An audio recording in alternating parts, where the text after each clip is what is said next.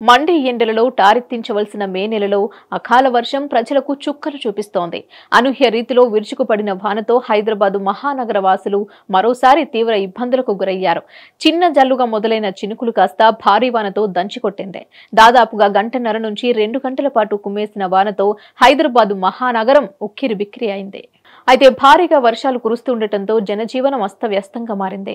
కుండకు చిల్లులు పడ్డట్టు ఆగకుండా వాన పడుతూనే ఉంది. రోడ్లన్నీ నీట మునిగాయి. గంటల పాటు ట్రాఫిక్ నిలిచిపోవడంతో రాకపోకల సమయంలో తీవ్ర ఇబ్బందులు పడ్డారు. ఈ రకమైన వాతావరణ మార్పులకు ఇడమలేకపోతున్నారు జనాలు. కొంత వర్షానికి మోకాల లోతు నీరు రోడ్లపైకి చేరుకుంది. నాలాలు పొంగి పొర్లాయి. దీంతో ప్రయాణికుల సమస్యలను ఎదుర్కొంటున్నారు. ఇదిలా ఉంటే భాగ్యనగరానికి మరోసారి వాతావరణ శాఖ హెచ్చరికలు జారీ చేసింది. ఈ నెల 20 వరకు వానలు పడతాయని హెచ్చరించింది. తూర్పు విదర్భ దాని పరిసర ప్రాంతాల్లో కొనసాగిన ఆవర్తనం మధ్యప్రదేశ్కు నైరుతి ప్రాంతాల్లో సగటు సముద్ర మట్టానికి 0.9 కిలోమీటర్ల ఎత్తులో కేంద్రీకృతమై ఉన్నట్లు తెలిపింది. దీని ప్రభావంతో తెలంగాణలో ఆగ్నేయ దిశ నుంచి గాలులు వీస్తున్నాయని చెప్పింది. ఉరుములు మెరుపులతో పాటు గంటకు 30 నుంచి 40 కిలోమీటర్ల వేగంతో ఈదురు గాలులు వీస్తాయని పేర్కొంది. హైదరాబాద్ నగరంతో పాటు ఆదిలాబాద్, ఖమ్మం, వరంగల్, కరీంనగర్, మెదక్, మహబూబ్ నగర్, నల్గొండ జిల్లాల్లో వానలు కురిసే అవకాశం ఉందని తెలిపింది.